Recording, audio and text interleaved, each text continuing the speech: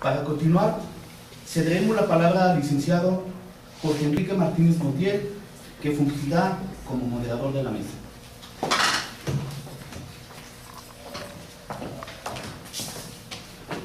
Buenos días.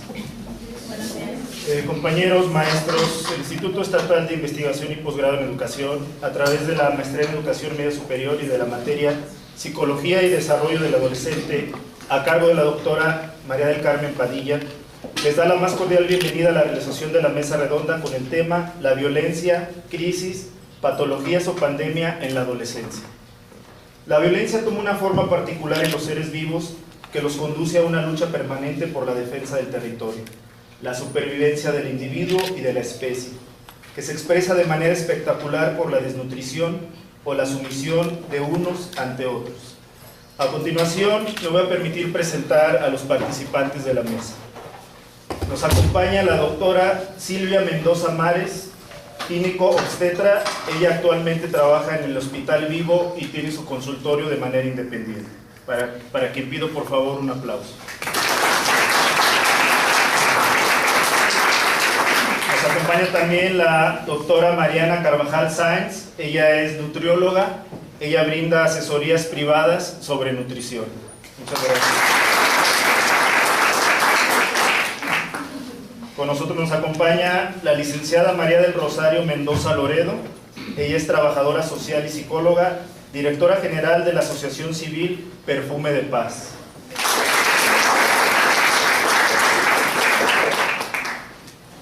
El licenciado Daniel Martínez Ruiz, responsable de la Comisión de Becas Internacionales de la Secretaría de Educación de Gobierno del Estado.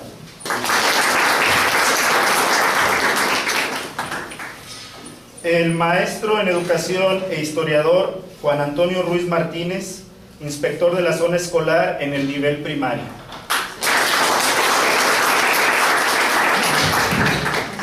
El maestro en Educación y psicólogo Mauro Espinosa Romo, coordinador de asistencia educativa en la secundaria técnica número 79.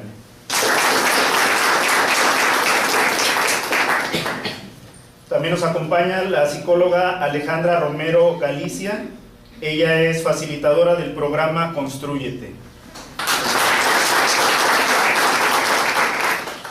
Y nos acompaña también la psicóloga Diana Elsa Silva Martínez.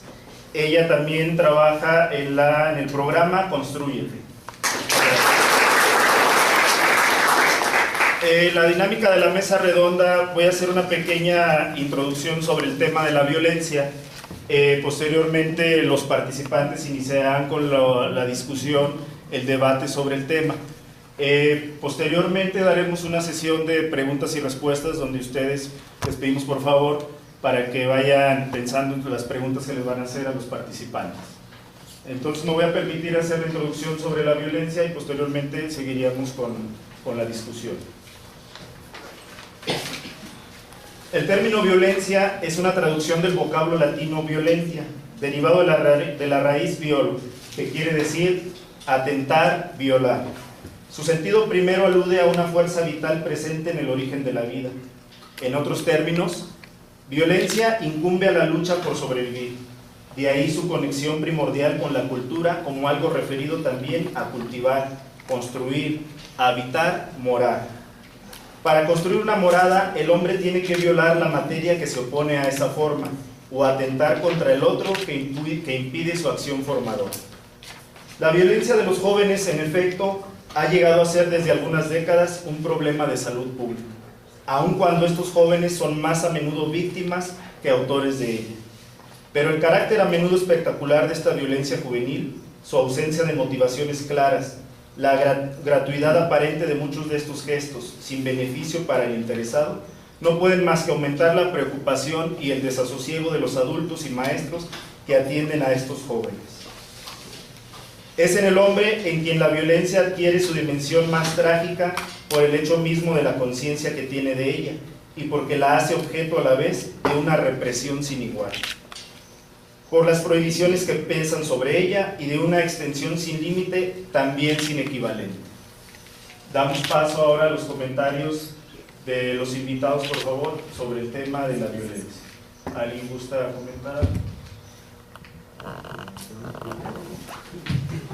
Autora, por favor.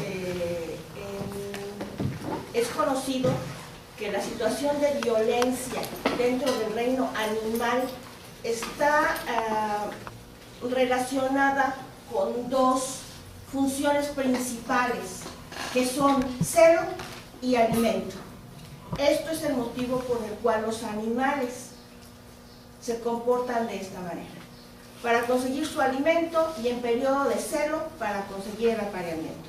Esto es diferente con el ser humano. Con el ser humano, como yo le había dicho el moderador, existe la conciencia de causar el daño. Pero desgraciadamente, muchas de las personas que son víctimas del daño no se consideran víctimas del daño, o bien no sienten que se lo merecen, que hicieron algo malo y que se merecen el daño.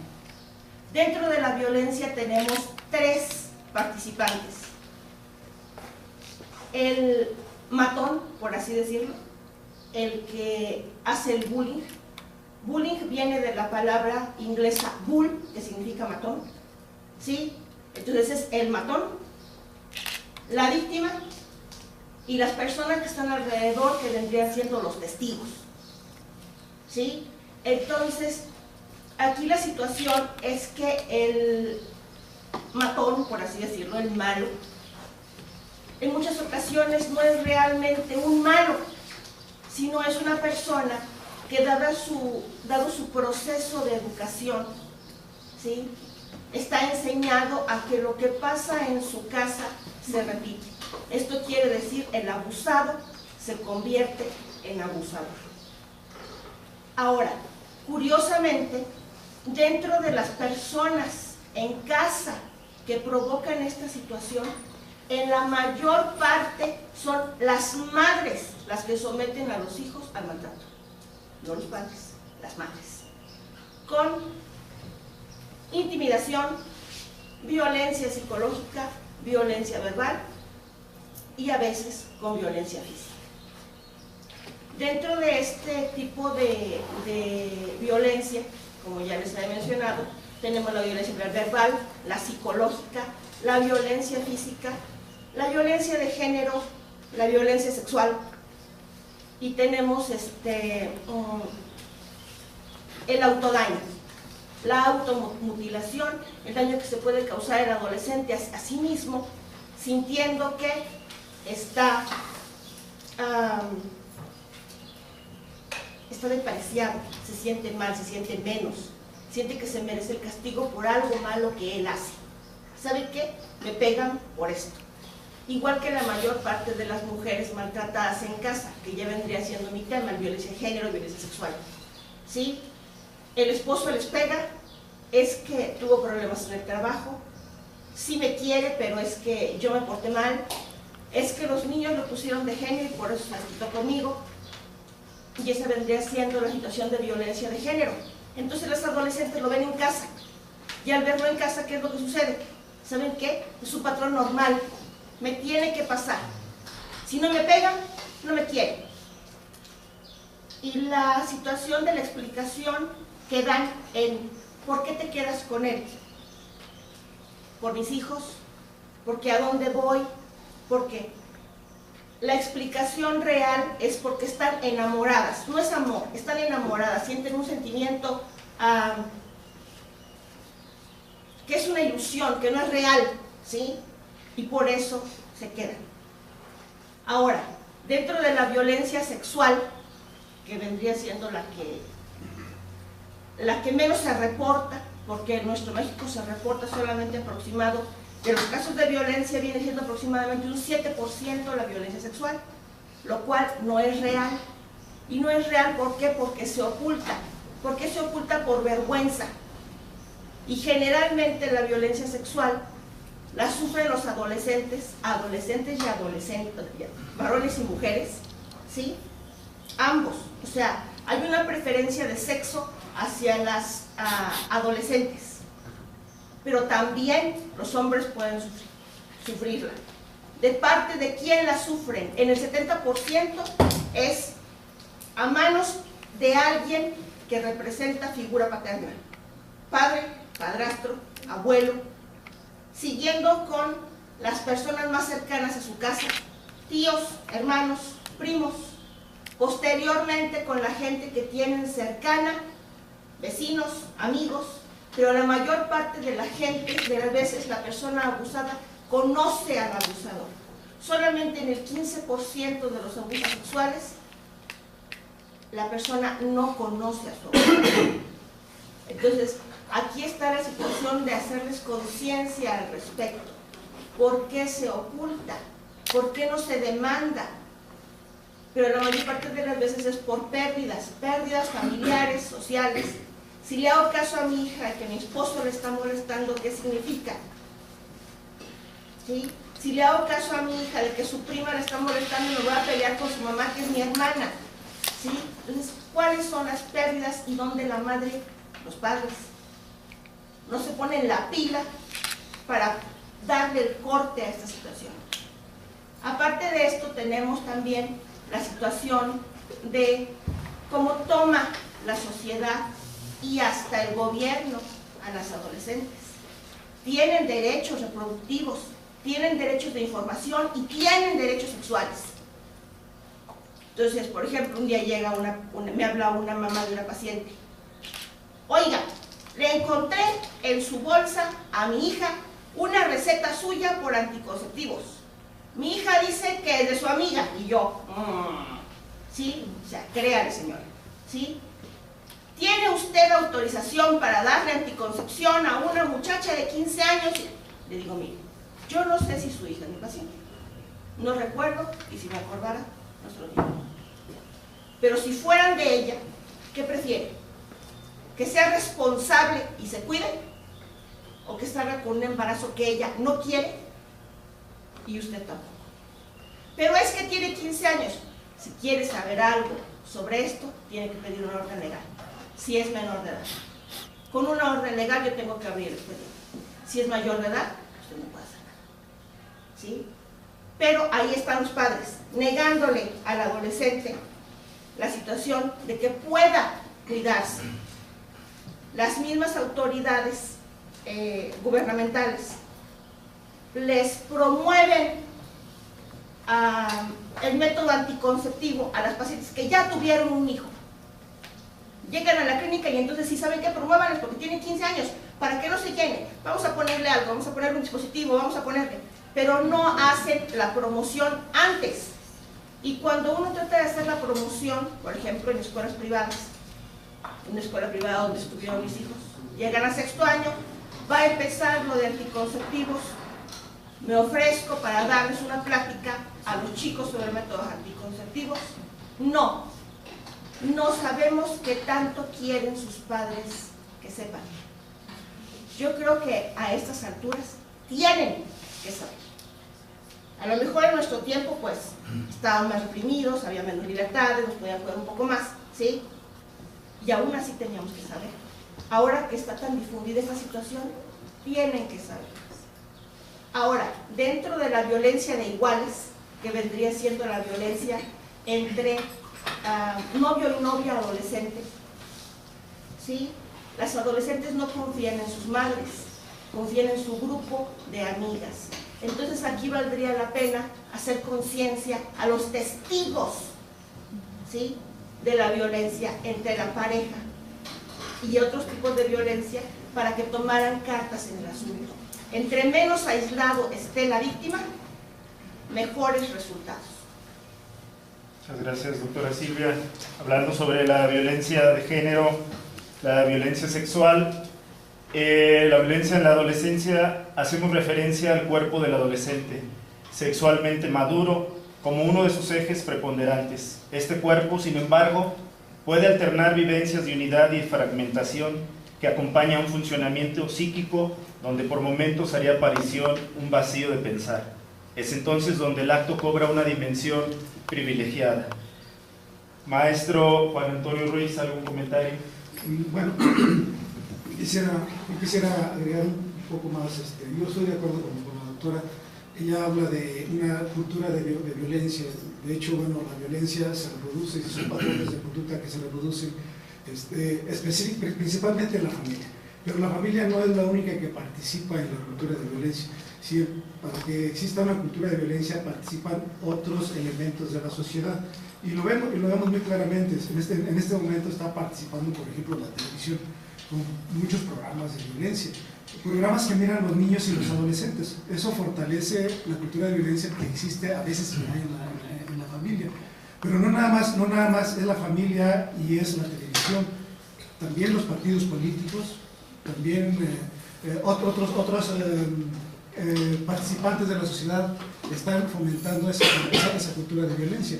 Y naturalmente que esa cultura de violencia viene a recaer en las escuelas. Por eso ahora hemos estado viendo que hay más violencia en los centros educativos, tanto en la escuela pública como en la escuela privada. Las estadísticas dicen que hay más violencia en la escuela pública que en la escuela privada, un poquito más. No quiere decir, eso no quiere decir que de todas maneras la violencia existe. ¿Por qué? Porque ya existe esa cultura de violencia y vuelvo a repetir, no nada más la familia está participando la sociedad entera, está participando la autoridad, y la violencia se ve en todos lados. En la calle hay violencia, en los centros de esparcimiento hay violencia, en los lugares de trabajo donde todos estamos compartiendo existe la violencia. Es decir, los adultos, al final de cuentas los adultos somos los responsables de que los adolescentes y los niños también se conviertan en personas violentas. Ahí tendremos que reflexionar qué tanto los adultos podemos modificar esa cultura para crear una cultura diferente, una cultura incluyente, una cultura en la cual los adolescentes se sientan seguros, porque los adolescentes también estadísticamente dicen que no ven la escuela como muy segura, y entonces ahí los responsables somos los que estamos participando alrededor. Muchas gracias, maestro. Doctora Mariana Carvajal. Buenos días. Mi giro viene siendo la alimentación, entonces vamos a hablar de lo que viene siendo las consecuencias de un adolescente, chico o chica con violencia, a lo que lleva su alimentación. Puede ser niños o niñas con anorexia o bulimia, o del otro lado de la moneda, comedores compulsivos. Esto es porque cuando estamos en prepa, ya todos pasamos por ahí, el querer ser popular teniendo el mejor cuerpo. Entonces, la guapa del salón, la popular, aunque no sea la inteligente, y no lo digo en mala onda, es la que tenga mejor cuerpo. Entonces le causan presión a esta chica, la chica puede llegar a tener anorexia o bulimia. Hay una anorexia que es la anorexia nerviosa, que muchas veces no es por quiero estar flaca, sino es la presión que hay alrededor sobre esta persona, de que tiene que estar delgada para ser popular, para pertenecer a cierto grupo de amistad, para que el chico le guste. O está también por parte de los papás: mijita, no puedes estar gorda, mijito, no puedes estar gordo, tienes que bajar de peso, que esto es verdaderamente muy común. Entonces lleva a estos trastornos. O están las personas que son comedoras compulsivas, que no se ve, o sea, uno no se da cuenta quién es comedor compulsivo. Estas personas llegan a su casa, en la noche se levantan, se dan sus atracones de comida, pueden llegar a purgarse, a usar laxantes, o pueden llegar a vomitar, o pueden llegar a no hacer nada, pero es una forma de sacar todos los problemas que traen dentro, toda la tristeza y demás que traen sobre ellos. Es una forma, yo también vería como una forma de causarse violencia a uno mismo, no tanto la violencia que hay externa, pero que lleguen a perjudicarse nutricionalmente de esta forma los adolescentes, niños o adolescentes o cualquier persona, de causarse consecuencias muy graves en su cuerpo por querer llegar a, pues, precisamente de lo que hablaba el maestro, de lo que estamos viendo en televisión, de querer llegar a tener ese cuerpo, o de querer llegar a pertenecer a cierto grupo de amistades. Y bueno, lo que yo he visto personalmente en prepas es una presión constante por las pobres chicas que están gorditas, ¿no? Entonces, es la chica, yo lo he llegado a ver, la chica que está sola en el recreo porque pues está gordita y no puede pertenecer a nuestro grupo de amistad porque ¿qué se ve? Y entonces psicológicamente yo no puedo entrar mucho en eso, están las licenciadas que pueden decir, pero nutricionalmente llegan a tener unas consecuencias fatales. Son chicas que usan métodos muy radicales para querer bajar de peso y es una violencia muy fuerte. O chicos que con el ejercicio, por supuesto, está súper bien, pero chicos que hacen ejercicio de más, que es la vigorexia, para querer llegar a tener precisamente estos estándares de belleza que nos están poniendo en la televisión. Y precisamente uno de cada 3 adolescentes tiene sobrepeso u obesidad. Y de estos adolescentes, si llegan a la edad adulta con sobrepeso o con obesidad, tienen el 70% de posibilidades de quedarse ya obesos para el resto de su vida. Y ya pues después vienen las consecuencias que ya son patologías que tienen que ver con esto.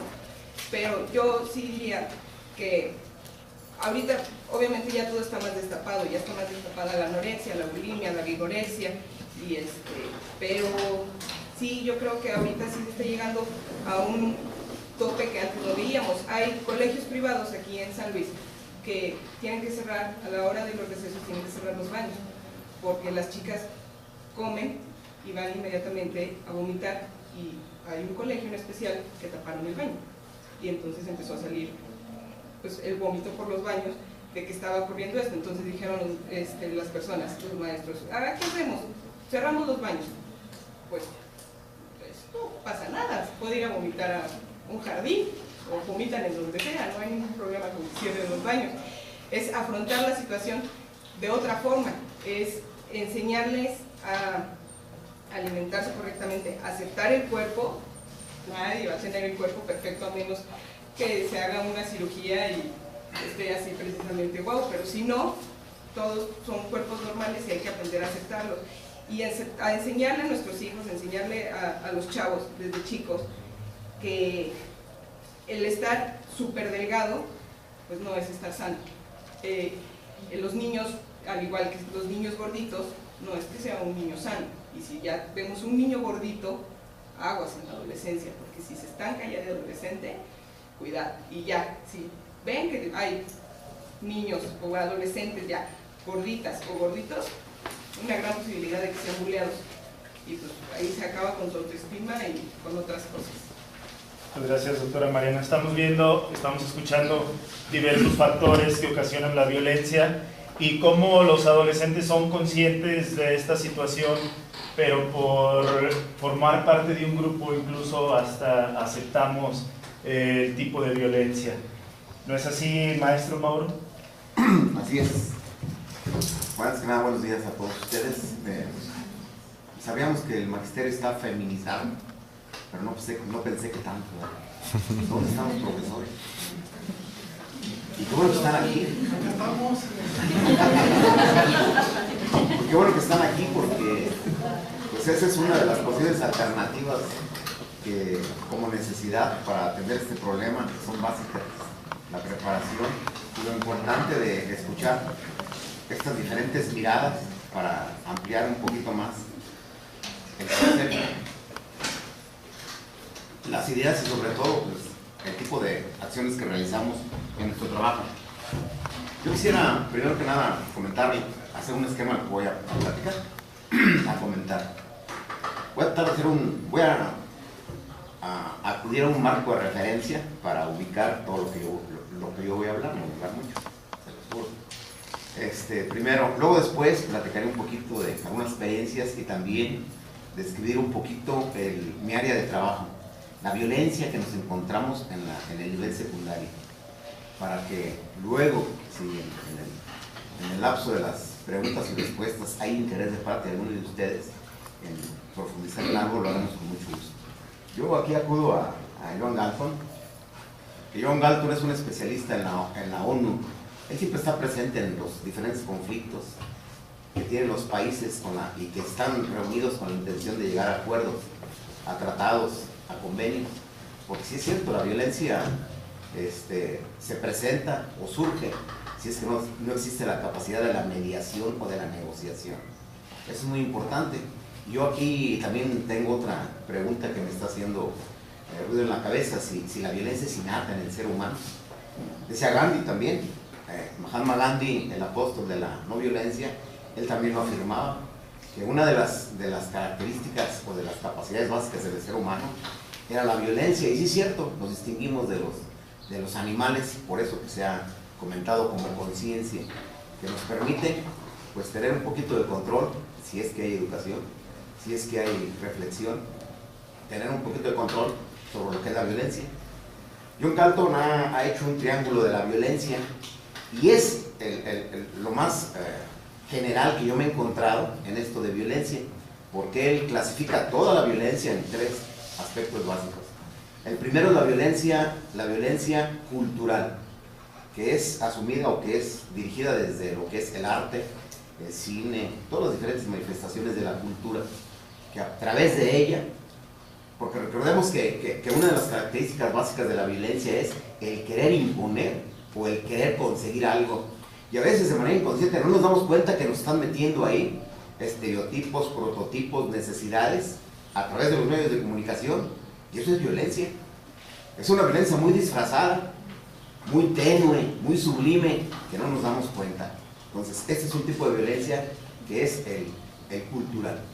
Existe el otro tipo de violencia, que es el estructural, y el estructural tiene que ver con los sistemas de gobierno, con los sistemas de administración de los recursos y la manera de repartir los recursos en una población.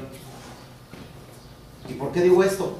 Porque es muy importante el tercer tipo de clasificación que hace, o la categoría que hace, que es la violencia directa. La violencia directa es contra individuos, no solamente contra otros organismos, contra propiedades, contra el medio ambiente. Es decir, ese otro tipo de violencia ya es la directa, y es un poco, o es aquí donde se ubica la mayor cantidad de los comentarios que estamos realizando, o que yo realizo. Pero, sin olvidarnos de una aseveración muy importante, creo que era Ortega y Gasset, que decía: el hombre es él y sus circunstancias. Entonces, si queremos entender un comportamiento, tenemos que irnos más allá del síntoma, patología, irnos más allá del síntoma, irnos más allá de lo que vemos en la apariencia. Nosotros como maestros inmediatamente actuamos de acuerdo con lo que vemos, y no, tenemos que ir un poquito más allá, tenemos que investigar, tenemos que encontrar un poquito más de causas o raíces que provocan esos comportamientos. Entonces, el hombre es él. Sí, pudiera existir algunas necesidades o algunas patologías propias del ser humano que lo hacen comportarse de tal manera, pero también es cierto que las circunstancias son muy importantes, y ahorita se están mencionando. Se está mencionando la violencia de género, se están mencionando estereotipos de moda, se están mencionando modelos de familia. Es decir que si el individuo no es capaz de controlar, de razonar, de dirigir, de dominar sus acciones, es decir, de tener conciencia, entonces será manejado por todo aquello que el medio le esté obligando a hacer. Es cierto que la familia es el elemento básico en donde se educa, porque la escuela no educa, nosotros no educamos, nosotros transmitimos información, desarrollamos habilidades y competencias, les proporcionamos maneras de hacer las cosas o de resolver problemas, pero no educamos. La educación básica está en la familia. Ahí es donde a partir del diálogo, es donde se da, y del ejemplo, es donde se dan los valores y la vivencia de los valores. Se habla de muchas crisis, como la crisis de valores, etcétera, ¿no? Pero el modelo tradicional de familia, que viene ahora sí que de la época moderna, está en crisis. Ya entró en crisis. Acuérdense que en la modernidad las diferentes instituciones nos decían cómo comportarnos, cómo ser, cómo actuar, cómo ser el modelo o el ciudadano ejemplar. Y entonces para eso estaba la iglesia, la escuela, los partidos políticos, los sindicatos, etc. Todos ellos entraron en crisis.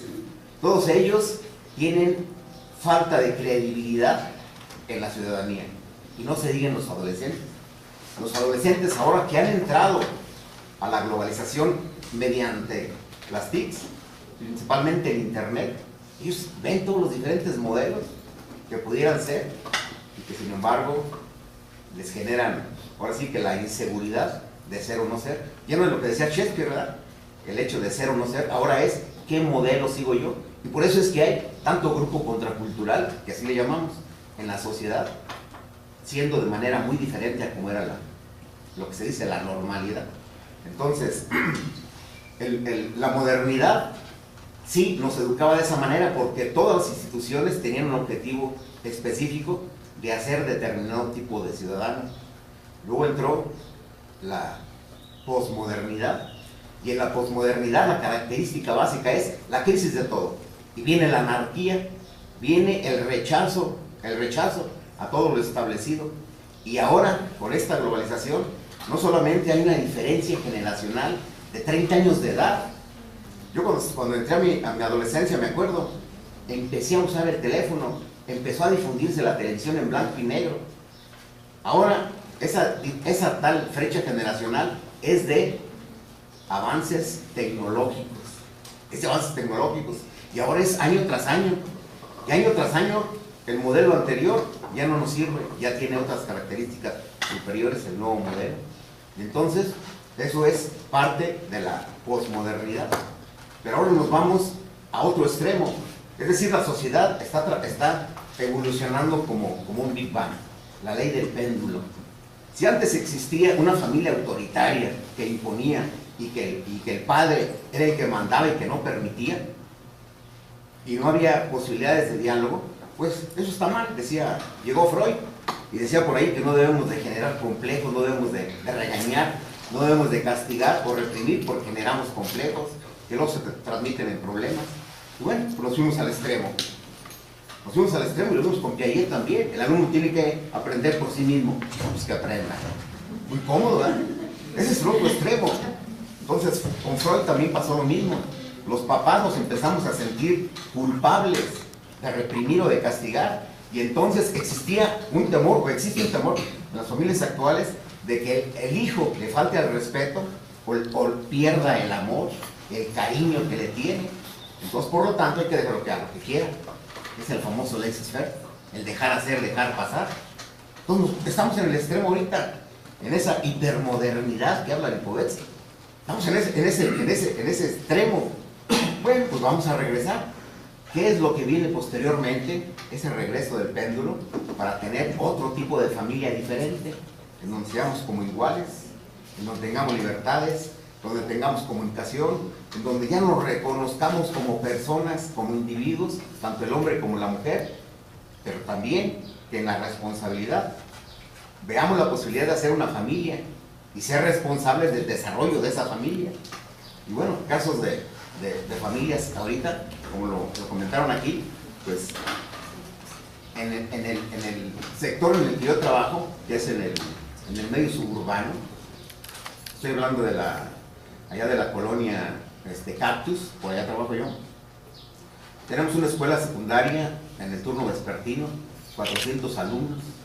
A partir de estadística, el 30% vienen de hogares monoparentales. Y la investigación dice que los alumnos que están solos en clase porque no está el maestro, o que están solos en casa porque mamá y papá, o mamá porque no hay papá, están trabajando, o que los dos se van a trabajar porque el salario ya no alcanza para todo lo que quieren, o para conseguir todas las necesidades que les han hecho sentir que son necesidades, ¿verdad? Entonces, los adolescentes que carecen de supervisión son los que están en mayor riesgo de ser influidos de conductas antisociales. Y está demostrado, eso lo tenemos demostrado en la escuela. En la escuela cuando llegamos por ahí otro coordinador y un prefecto, estamos en esa área. Cuando llegamos por ahí teníamos una incidencia de 2 intentos de suicidio por año. Teníamos pleitos dentro de la escuela, ojos morados, labios sangrantes. Teníamos al menos al mes un asesinado, un adolescente asesinado por pleitos de pandilla o acuchillado cuando menos. Ya tenemos una realidad muy diferente. ¿Qué hicimos? Pues por ahí hay algunas estrategias, algunas alternativas para controlar, para disminuir la violencia.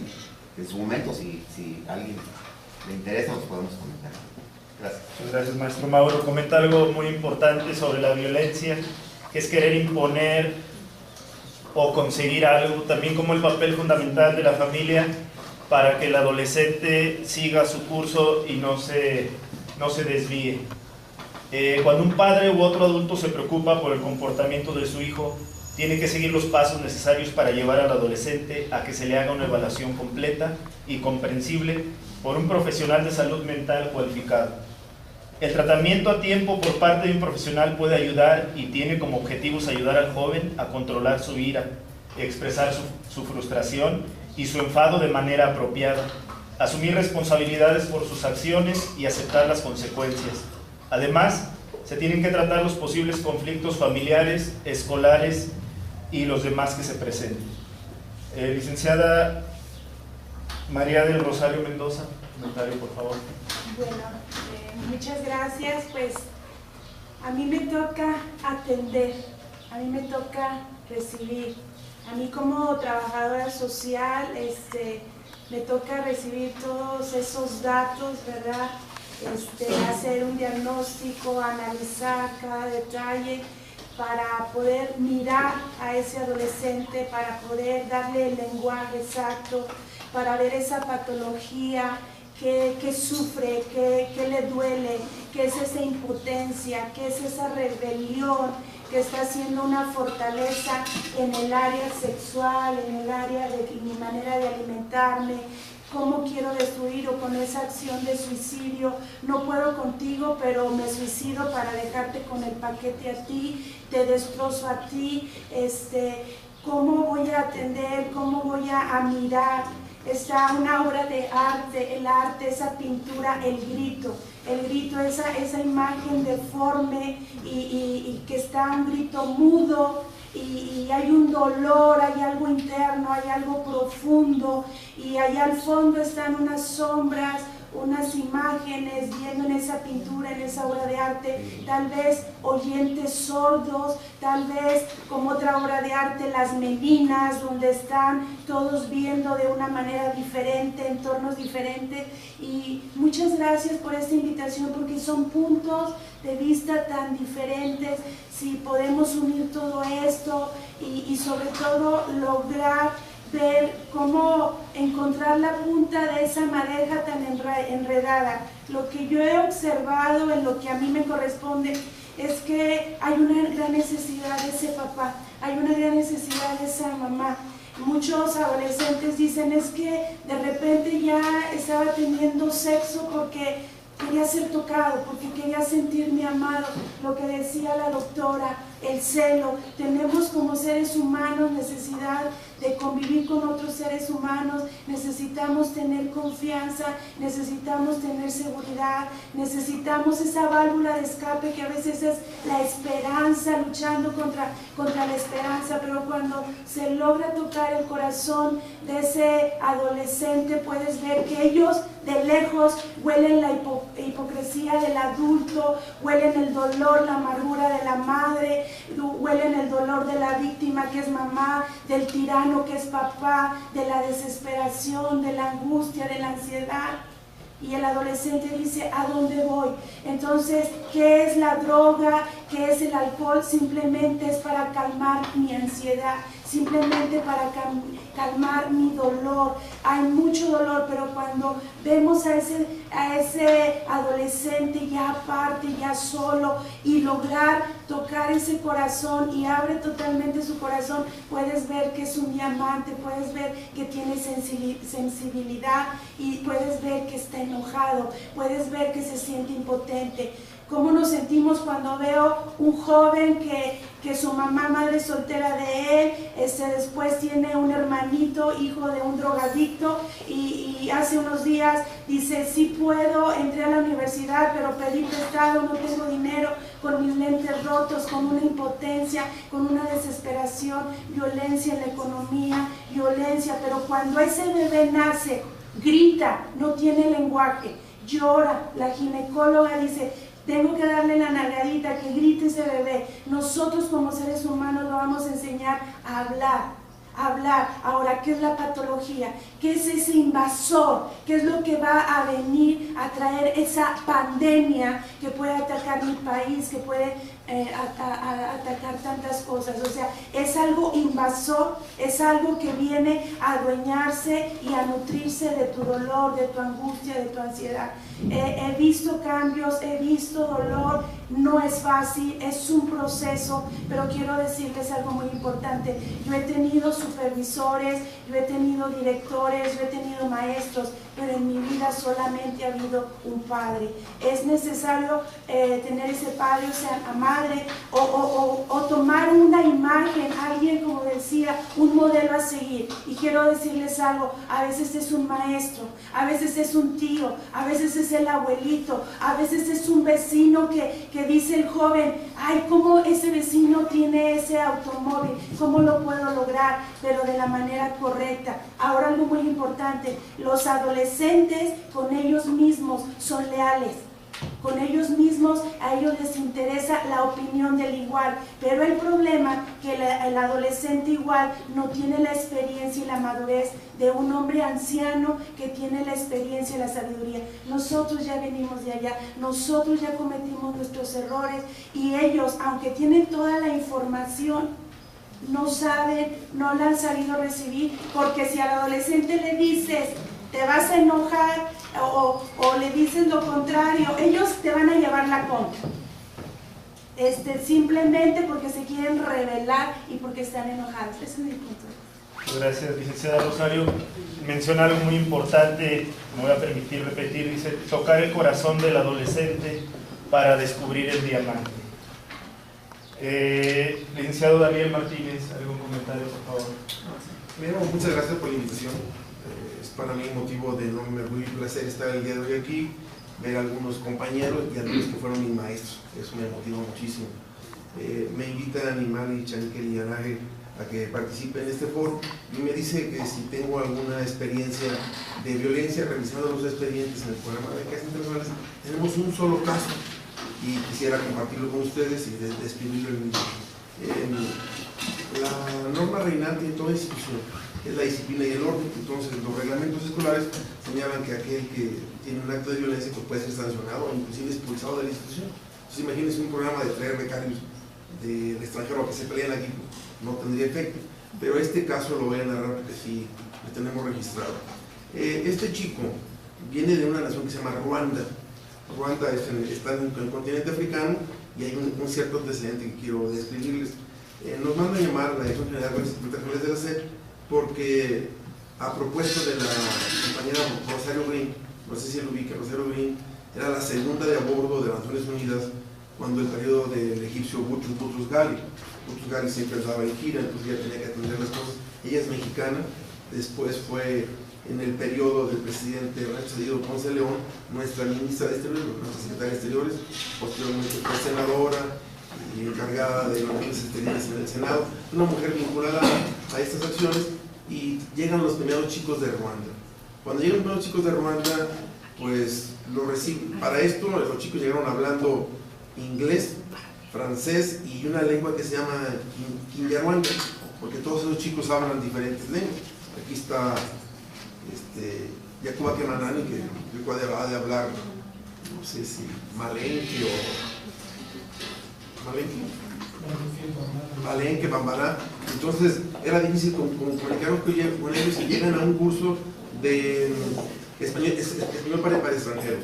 Los chicos de Burundi lo reciben, los chicos de Tanzania y los chicos de la República Democrática del Congo, que en aquellos años se llamaba Zaire. Resulta que un día tenemos un conflicto con uno de ellos y el antecedente histórico es el siguiente.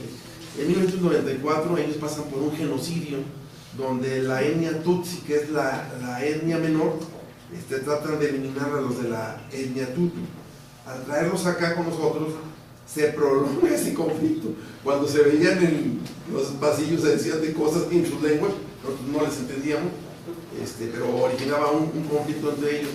De ese pequeño conflicto le pegan a uno de los niños, bueno, jóvenes, los niños de conflicto realmente eran de 17 años, adolescentes, y cuando lo llevamos al servicio médico del ISSSTE, el especialista en el ISSSTE diagnostica que tiene una fractura en el maxilar superior derecho y en el maxilar inferior izquierdo, o sea, la mandíbula quedó así. Entonces habría que intervenirlo y el ISSSTE no tenía ese procedimiento. Había que ir con un maxilofacial. Ahí nomás se empastaban muelas, hacían limpieza dental, pero no hacían eso. Y en aquellos años, hace 19 años, no nos quedó otra más que ir con un especialista, con otro tipo de recursos, hay que pagarlo por parte de la Secretaría o por parte de las redes exteriores, son muy caros desde aquella época. Y lo que hacen es extraerle, porque le ponen como una especie de bracket, no sé la terminología, le fijan, le cierran la boca y le extraen 2 dientes para que por ahí coma sustancias líquidas. Por un periodo largo, de por sí venían de 4 meses de matazón allá en su país, todavía aquí otros 6 meses con la boca cerrada, con puros líquidos, para que la fractura pues, desapareciera y tuviera los maxilares de forma correcta y pudiera comer. El problema no es ese, el problema es que le pusieron una serie de cintas que le fueron, al paso de los años, le fueron quitando como la parte donde se sostiene el diente, se le iban cayendo como cuando los marinos antiguamente se caían los dientes por no comer vitaminas, que se llama escorbuto. Aunque aquí no era eso, pero se le caían. Entonces imagínense traer a un chico desde una nación tan ajena para la problemática. Es el único caso que tenemos registrado, pero el antecedente es muy fuerte, muy serio, porque bueno, los especialistas hablan que en esos 4 meses de matazón mataron entre 500,000 y 1 millón de personas. Es una cosa fuera de serie. Y bueno, el programa es tan así que cuando la guerra en Bosnia, en Sarajevo, pues córrele que hay que recibirlos a los chicos que tienen que estar aquí en armonía. Tenemos a los chicos de Palestina que conviven con los chicos de Israel en plena armonía y nunca se han peleado. O sea, aunque en sus naciones tenían grandes conflictos, el único conflicto que tenemos registrado es el de ese chico. El día de hoy, el chico está de regreso en su nación, el programa te exige que regreses a su nación, y da testimonio y fe de cómo un conflicto que se originó en el continente africano lo traspolaron hasta el continente americano. En nuestra directora general en México, la maestra Escoto, no queda otra opción más que reubicar a las etnias y trasladan a los de la etnia Hutu al Instituto Politécnico Nacional de la Ciudad de México y al resto lo dejan aquí en nuestra red de tecnológicos. Este instituto inicia este año con varios chicos. Desafortunadamente no están todos, pero me da gusto ver, por ejemplo, Animali, que procede de Sri Lanka, que es Asia, una islita abajo de la India, a Yacuba Kamanani, que procede de Mali, África, y a Emilia, que procede de Camerún. A veces llegan los chicos que acabamos de recibir una niña de Camerún, que llegó hablando inglés, francés, alemán, italiano, y viene a aprender español. Dicen, pero ¿cómo de un país en vías de desarrollo hablan tantas lenguas? Sí, han transitado por colonias de diferentes naciones, y es por eso que son políglotos cuando llegan con nosotros. Pero por fortuna no tenemos un enorme marco de violencia, entre ellos se llevan excelentemente, salvo esta excepción, y que ese niño ahora es ejemplo y testimonio y da fe de cómo la violencia se traspola hasta más allá de nuestras fronteras. Muchísimas gracias. Un ejemplo de violencia incluso internacional que se trasladó a nuestro continente. Muchísimas gracias, profesor. Licenciada Alejandra Romero, un comentario, por favor. Hola, bueno, primero que nada, muy buenos días y les agradecemos que nos hayan invitado. Y bueno, yo quería decir muchísimas cosas, pero afortunadamente el maestro Mauro y la licenciada Rosario pues abarcaron como muchas de las ideas que yo tenía, porque es realmente cuando yo vi el título de esta mesa de debate, dije, parece así como si fuera una enfermedad, ¿no? O sea, como si tocáramos algo y los adolescentes se contagiaran o fueran como el foco de infección de algo, ¿no? Y realmente es que el título guarda como un sector de la población que es como un problema, pero realmente no es un problema, es solamente como la punta del iceberg, es el reflejo de toda la sociedad que está enferma, que es violenta. Y la sociedad, estamos hablando padres, las instituciones, por ejemplo, o sea, todo ese tipo de cosas que nosotros veíamos y vemos ahora que la sociedad quiere poner como si fuera un modelo ideal, pero realmente no lo es, no lo tiene. Por ejemplo, la iglesia, ¿no? No me voy a meter mucho en los asuntos de la iglesia, pero ya sabemos todo lo que ha pasado últimamente, y la verdad es que siempre ha existido, siempre ha existido, solamente que ahora aparece una crisis porque la violencia es más descarada, ¿no? La violencia ahora ya es más fría, los medios de comunicación nos gritan cuántos descabezados amanecieron hoy en Tamaulipas, pero lo peor ya no es que nos los digan, sino que ya no nos asustemos, ¿no? El punto es de que ya digamos, mira, ya aparecieron otros, ya mataron a otro aquí en la esquina, y ya no nos asustemos, ya no nos dé miedo absolutamente nada. Esa es la crisis. Y bueno, basándome un poco en el comentario del maestro Mauro, sí, o sea, realmente somos violentos porque el sistema mismo es violento con nosotros. El sistema mismo nos dice que si tenemos más, en este punto es el poder adquisitivo, entonces podemos hacer uso y violentar y transgredir leyes y hacer todo tipo de cosas si tenemos ese tipo de pertenencia, ¿no? Ya no somos unas personas, somos seres que tienen móviles, que tienen bienes materiales, y eso es lo que nos hace valer para todos. Y también, bueno, los medios, por ejemplo, ¿no? Los medios existen, los medios tienen, pero lo que faltan ahí son los intermediarios, que son los padres, los profesores en ese momento, pues todas las personas que son adultas para nosotros. Yo que todavía soy de la comunidad joven, y que muchas personas de aquí también somos de la comunidad joven, nos damos cuenta que nuestros derechos están transgredidos y estamos reflejados en el promedio y en el sector de una población que solamente es un número, ¿no? Es como el 30% de la población adolescente, como si solamente fuera un sector más, como si fuera una persona más, y como si la adolescencia fuera solamente una etapa de transición entre la niñez y la adultez, ¿no? Y realmente es que la adolescencia es una etapa de formación, y precisamente violentamos y estamos violentados por todo, porque todo nos ataca a nosotros, ¿no? Los niños a lo mejor no se dan cuenta porque no son tan conscientes, y los adultos ya pasaron por este procedimiento, pero nosotros que no hemos pasado por eso totalmente, somos violentados de todas las formas, del sistema, de la familia, de la educación, hasta de la misma salud. No hay un rubro en la salud que no abarque, por ejemplo, de los 12 años a lo mejor hasta los 23, que acaba la adolescencia y empieza la adultez, ¿no?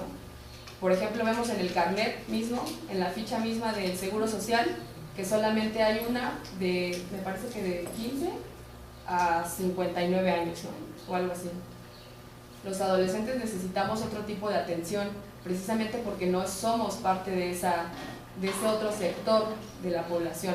No estamos bien formados biológica, ni emocional, ni por supuesto nada de lo que ya tienen los adultos, ¿no? A lo mejor me estoy yendo muy a los extremos porque pues estoy mucho más joven y me falta muchísima experiencia, pero realmente lo que yo veo desde mi perspectiva y desde el lugar en el que trabajo ahora, que es el programa Constrúyete, el maestro Mauro, por ejemplo, ya nos dijo los antecedentes y la introducción de la violencia, ¿no? La licenciada Rosario, ella interviene, ella recibe a todas las personas, pero nosotros en este programa somos los que tratamos de intervenir antes de que pasen este tipo de cosas. El programa de Constrúyete, y haciendo promoción un poco de ello, se trata de enseñar habilidades para la vida, pero nosotros no estamos enseñando nada, realmente estamos también aprendiendo en el proceso. Son habilidades para la vida porque no solamente nos van a servir para la escuela, no solamente es una competencia, y hasta la palabra competencia también es un poco divergente, ¿no? No se trata de competir, se trata de ser competente, de decir, tengo una habilidad, tengo una cualidad y tengo valores que me van a ayudar a hacer más cosas, más allá de lo que la escuela me puede decir o más allá de lo que mi familia me puede transmitir. Pero realmente el lenguaje también es una parte muy importante de toda esta violencia, ¿no? Los medios nos las dicen todos los días. No nos dicen exactamente la violencia directa, ¿no? De tienes que ser flaco, tienes que ser alto, tienes que estudiar, tienes que hacer. Pero, ¿qué vemos en las revistas? Modelos que tienen las boobies de este tamaño y los glúteos un poco más grandes, con una cintura de este otro tamaño, y no nos dicen que seamos flacos, pero si nos aparecen en todos lados, entonces ¿qué están tratando de decir? ¿No? O sea, no es explícito. Nosotros también somos violentos en el lenguaje. El hecho de que digamos y solamente nos dirijamos a los profesores y no a las profesoras, el hecho de que hablemos de las niñas y no de los niños, o el hecho también de que cataloguemos en que solamente la agresión sexual o toda esta violencia solamente es por parte de las mujeres o se le da a las mujeres, eso también es violencia. Porque ¿dónde están los hombres también? O sea, ¿ustedes creen que no hay novias que violentan a sus novios o que les dan zafes o algo así? O sea, y eso también es violencia, ¿no? Ay, bueno, perdón. Pero bueno, el punto aquí es que para... Que bueno, que sí, o sea, si la adolescencia bien es una etapa así como de chispas y de todo este tipo de cosas que pasa de una...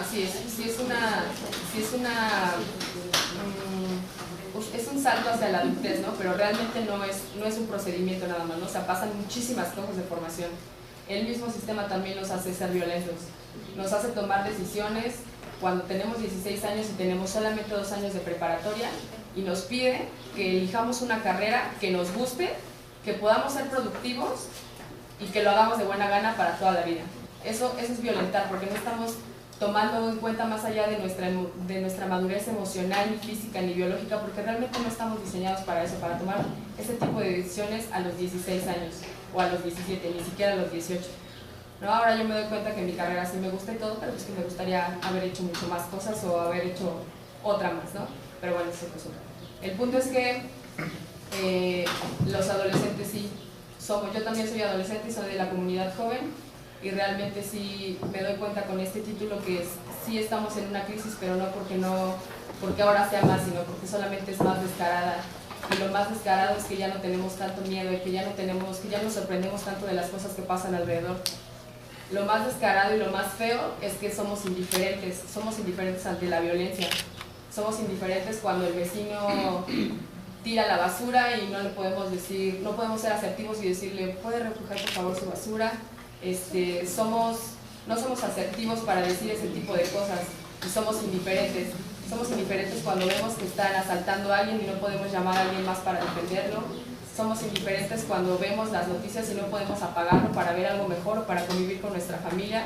Somos indiferentes en el hecho de decir, bueno, pues si yo me dedico a esta cosa y yo no soy su mamá, ni soy su papá, ni nada, pues que se las arregle, ¿no? Que aprenda.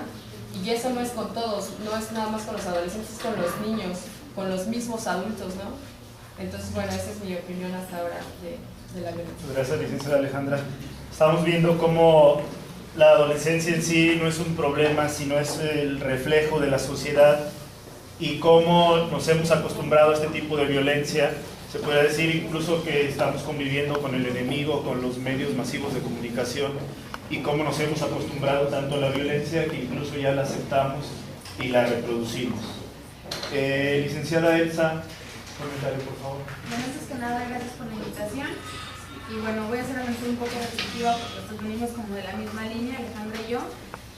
Cuando leímos el título de la mesa, sí nos brincó mucho porque decíamos, bueno, adolescencia y la pandemia y así, queremos, y para empezar hay que contextualizar, ¿no? O sea, la realidad que vivimos como es, ¿no? Es violenta, o sea, les exigimos a nuestros jóvenes que no sean abusadores, que no sean malos, que no sean violentos, pero qué condiciones damos nosotros, ¿no? ¿Qué condiciones les hablamos? Bueno, desde nuestra familia, ¿no?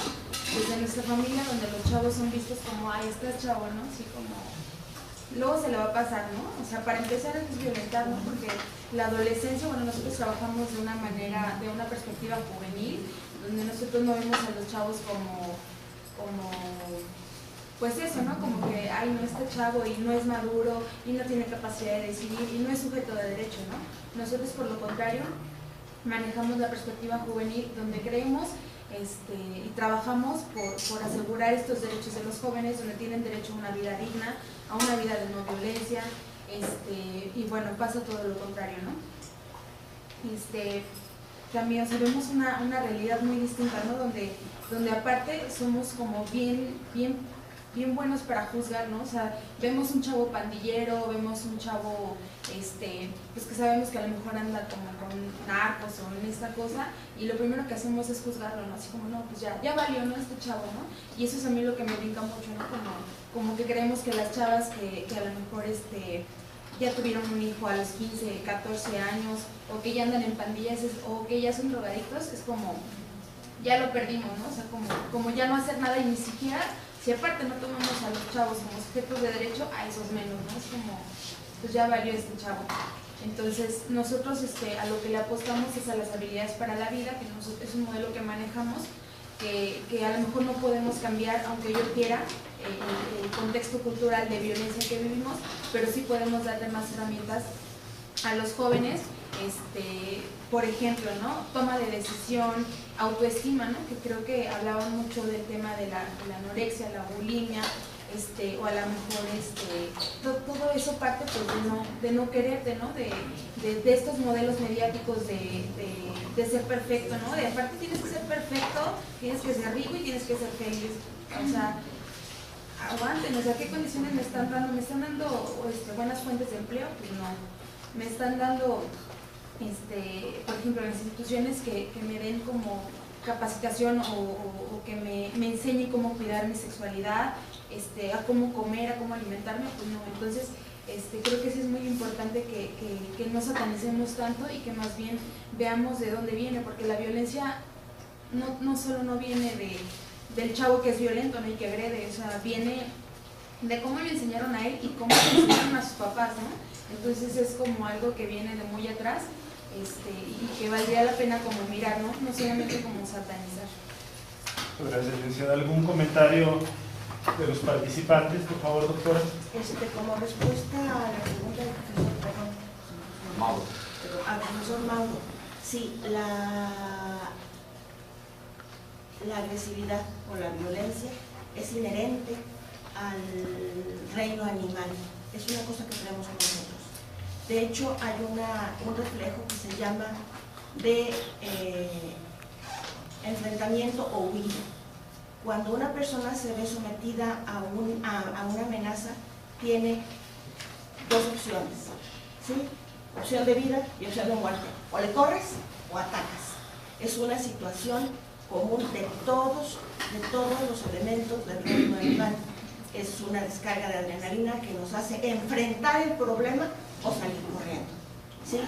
Y la mayor parte de cuando nos vemos en un problema grave es, ¿sabes qué? Agredir para defender mi espacio. El problema de esta situación de violencia, de lo que estamos hablando, no es precisamente de la violencia implicada en la defensa de mi espacio, mi propiedad, mi familia, sino en la violencia encaminada, dirigida, mal dirigida hacia otras personas, pero sí, la violencia es inherente al ser humano. Gracias, doctora. Sí, hay coincidencia en que es innata. Ese comportamiento de defensa, más que de violencia, es innato. Si no, entonces sería una equivocación decir que el ser humano es gregario por naturaleza. Entonces no podría acercarse a sus semejantes. Yo por eso estoy más a favor de que sea gregario a que sea violento por naturaleza. La violencia, como se ha comentado, es el celo, la reproducción, la conservación de la vida, la defensa del territorio, de la familia, las posesiones, etc. Pero yo aquí encuentro el kit para qué hacer. Lo encuentro en esta posibilidad de que somos gregarios, de que podemos, si no sabemos, podemos aprender a convivir. Si no, entonces no tendríamos esperanza luego de esta conferencia, de esta mesa redonda. Entonces, yo apuesto más al gregario que al ser violento. Sí, es una de las alternativas que tiene, pero no es la única. Existe la negociación, existe la mediación, existe la conciencia, que es algo muy importante. La toma de conciencia que en este momento, en esta hiperindividualidad que con los comentarios tan frescos que nos ha hecho, nos hace ver eso, esta hiperindividualidad del rechazar toda la norma, del no estar en contra, sino no tomarla en cuenta. No tomarla en cuenta para construir el objetivo básico de la adolescencia, que es su identidad.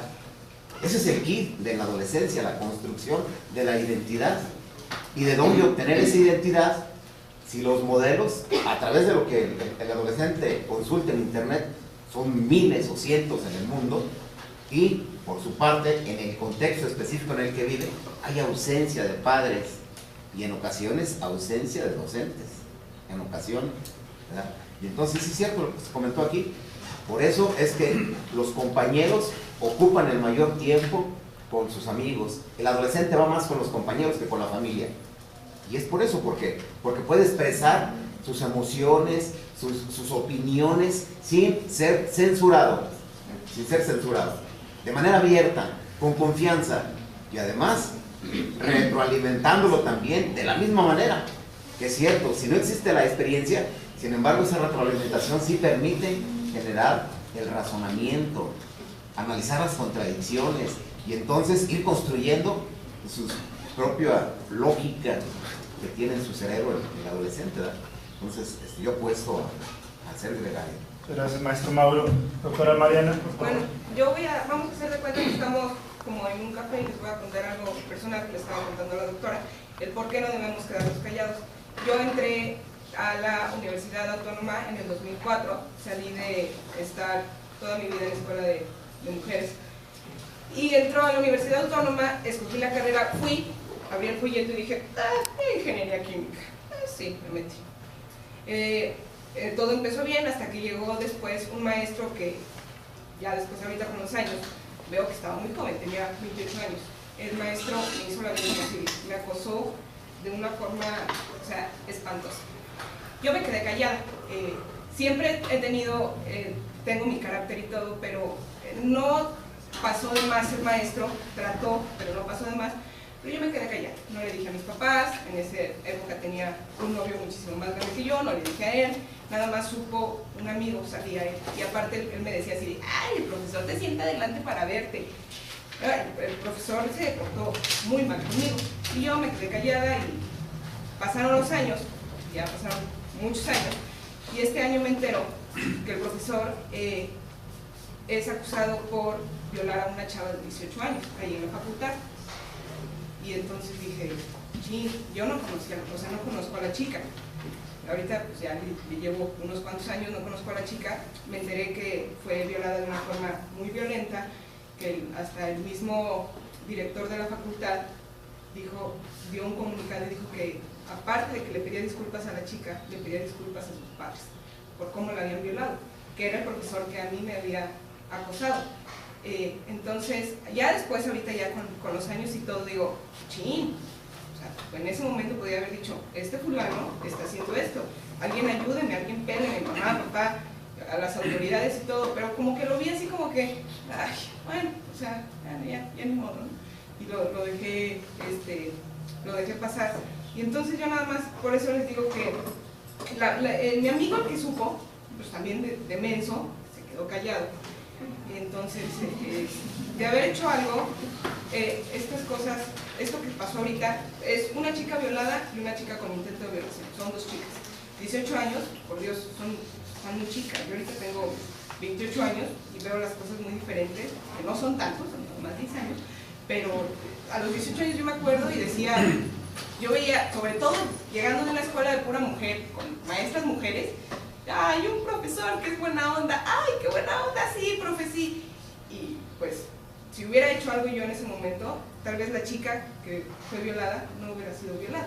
Entonces, pues lamentablemente no. Pero yo por eso les digo así como consejo de no quedarnos callados, nunca quedarnos callados, aunque sea con que uno no, y la verdad es que no fue por pena, o sea, porque pena no me da decir que el profesor intentó varias cosas conmigo, eso no me da pena, más bien fue de que dije, no le voy a dar importancia, según yo muy macha, no le voy a dar importancia a este profesor porque no la tiene, y no, vaya que la tiene. Entonces ya nada más así como consejo, que no tiene nada que ver con mi carrera, ya es otra cosa, sino como consejo es de que no se queden callados, si ven cualquier cosita, bueno, eso ya es acoso sexual, es diferente, pero cualquier cosa de violencia es no quedarnos callados, es decir, está pasando esto, o ¿sabes qué? Si mi amigo me hubiera dicho en ese momento, ¿sabes qué, Mariana? No seas mensa, no te dejes, ve y dile a tus papás. Ahorita ya mis papás ya saben, otro gallo hubiera cantado. Es más, yo salí odiando a la Universidad Autónoma, o sea, para mí la Universidad Autónoma era lo peor y la universidad pública es lo peor, pero por lo que me pasó y por una persona no puedo juzgar precisamente a todos, porque había profesores y profesoras excelentes. Y pues yo nada más eso como consejo es, no se queden callados y si ven también decirle, no te quedes callada, o si alguien le hubiera dicho a mis papás, hubiera sido yo una persona muy feliz, hubiera estado muy agradecida, y a la primera que pasó que la violaron a los 18 años, y el profesor le arruinó un pedazo de su vida, pues esto no hubiera pasado, ¿no? Entonces ya nada más es como consejo de que no se queden callados. Gracias, doctora Mariana. Licenciado Daniel. No, yo nomás quiero cerrar diciendo que hay que ser altamente tolerantes y hay que tener conocimiento del contexto. Quiero narrar brevemente un ejemplo. Una de las universidades que participamos en el programa, aprovechando la cantidad de extranjeros que tiene, que tiene 16 naciones, hizo una pequeña feria. Entonces, en mesas en los pasillos colocaron algunos de los productos que elaboran en sus países, hicieron una pequeña muestra gastronómica a partir de los alimentos que encuentran aquí en el mercado, llevaron sus diferentes vestimentas, hablaron, y en el foro la niña empieza a hablar, porque ella es musulmana, de algo que ellos guardan que se llama Ramadán, y empieza a describir brevemente que duran como 40 días en un ayuno, que empiezan a comer como hasta las 7 de la tarde, que no pueden pasar ni saliva, etcétera, etcétera. Muestra un tapete en el cual ella, con mucha devoción y fe, se hinca, mostró como una especie de rosario, no sé cómo se llama. La cuenta de Jacoba nos dice ampliamente cómo se llama. ¿Eres musulmán? ¿Se llama cómo? Bueno, esto, y es que no alcanza a escuchar bien, ¿no? Y buscan hacia la Meca para hacer la oración, y al finalizar el Ramadán, ellos van a una actividad que se llama el Tabaski, y sacrifican, hacen una oración, un cordero. Pero dentro de las niñas estaban otras niñas que tenemos budistas, sintoístas, una serie de religiones. Una de las niñas budistas que es vegana, que es vegetariana, le dice, oye, pero ese Alá que tú mencionas, ¿qué culpa tiene el borreguito? ¿Por qué lo vas a matar? ¿Por qué lo vas a sacrificar? Tu Dios no es buen Dios, y entramos en un conflicto, cuando la idea no era eso. Ahí mismo dijimos, oye, pues ella va a hablar de su fe y tú respétala, y cuando tú hables de Buda, porque...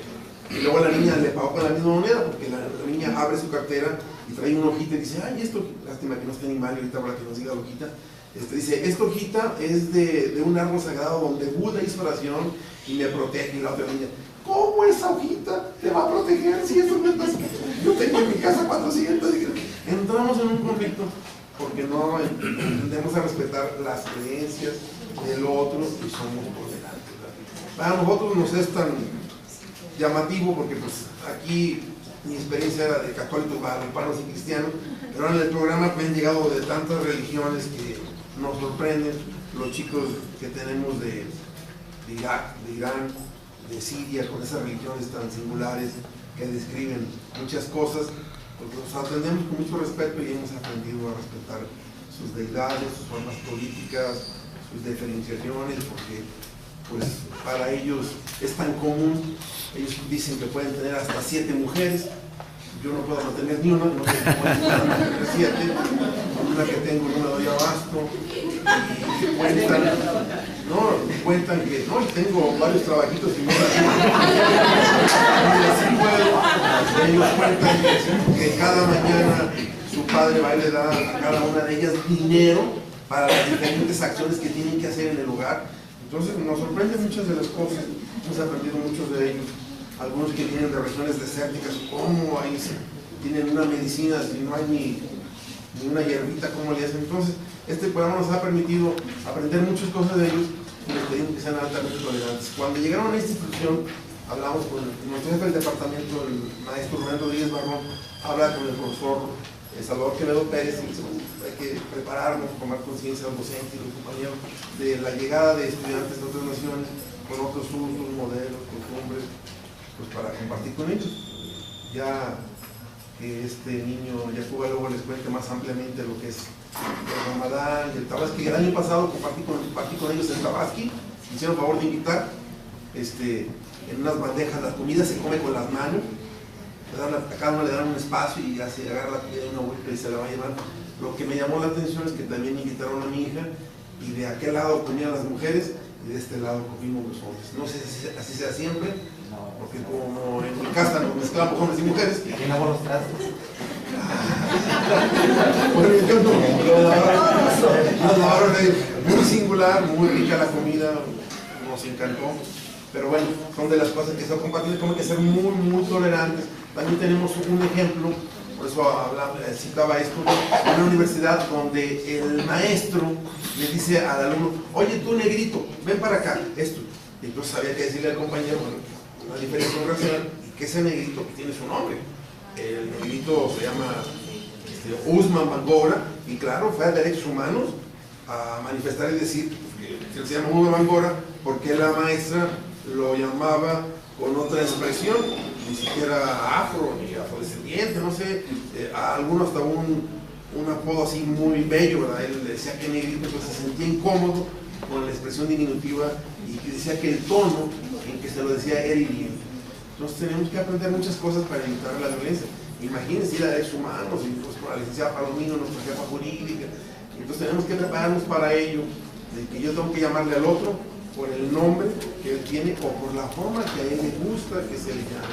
Porque en esa convivencia hay a quien le decimos un apodo de gran afectividad y cariño, pero en este caso. Gracias, maestro Juan Antonio, por favor. Yo nada más quisiera retomar lo que dice el maestro, en la medida de prevención de la violencia. ¿Cómo hacerle para prevenir la violencia en nuestra sociedad específicamente? Aunque uno se mete a otros mundos internacionales que al final de cuentas pues, la violencia, ya lo decía el maestro, es innata del ser humano. Históricamente, si revisamos la historia, pues ha habido violencia en el mundo. Si revisamos la historia de México, está lleno de violencia, de guerras, de conflictos, y si revisamos el devenir histórico, pues está lleno de violencia. ¿Sí? Nosotros vivimos un mundo de mucha violencia, pero entonces, ¿cómo hacer para prevenir la violencia? A través, bueno, de todos los participantes, de todos los sectores de la sociedad. Naturalmente que a mí me corresponde decir, bueno, en la escuela, ¿no? Porque yo soy maestro, y porque toda la vida he sido maestro. ¿Y qué nos corresponde hacer a los maestros para prevenir la violencia? ¿Y qué les corresponde hacer a los padres de familia? ¿Qué les corresponde hacer a los sociólogos, a los investigadores, a los políticos? Definitivamente todos tendremos que participar, pero el problema es muy complejo, porque ¿qué hacer en una sociedad producto de la posmodernidad, lo decía el maestro? Una sociedad que no alcanza la madurez, es decir, hay estudios que dicen que los padres jóvenes no quieren ser adultos, y para que realmente se prevenga la violencia necesitamos asumir ese papel de adultos. Si bien ya no queremos ser adultos, queremos permanecer siempre jóvenes, y la prueba está ahí en tantas cosas que salen al mercado para conservar la eterna juventud. Es decir, eso que el hombre ha buscado durante mucho tiempo sigue permeando la sociedad actual. Entonces no queremos madurar. Si no maduramos, no podemos ser modelos de padres, no podemos ser modelos de maestros, y no podemos hacer que los adolescentes sean personas maduras. Esto tiene que ver con el mundo de los valores. Entonces, ¿qué podemos hacer? Ya decía el maestro, es que sí se puede hacer cosas. Sí, pero entonces, ¿qué? Desde la Secretaría hay toda una serie de programas para la prevención de la violencia, y la escuela segura, y el programa de no sé qué, o sea, toda una serie de programas que son muy buenos en su esencia, pero que a la hora de llevarlos a cabo, creo que no están funcionando. ¿Y por qué no están funcionando? Pues quizás porque todos los que estamos inmersos en la sociedad no estamos participando como nos corresponde. Es decir, ni los encargados de los programas, ni los políticos, ni los maestros, ni los padres de familia, ni los que están encargados de los medios de comunicación, ni los sectores de la religión, que en un momento tuvieron un poder enorme en la sociedad, este momento también están en crisis, ya tampoco nadie cree en la cuestión religiosa. Entonces, bueno, en esta sociedad en crisis, yo me pregunto, ¿qué vamos a hacer? Porque se trata de eso. Si no, se trataría nada más de decir, bueno, pues ya nos dimos cuenta que somos violentos, pero ¿y si no lo remediamos? Si no hacemos nada, los maestros y los padres de familia y todos, entonces esto no va a quedar ahí, nada más en la plática, es muy bonita. Digo, al final todos tenemos razón, todos vemos la realidad desde diferentes puntos de vista, pero ¿y qué vamos a hacer? Yo diría que tendríamos que entrar en ese mundo de la propuesta y de la acción. Les pido un fuerte aplauso, por favor, para todos los participantes.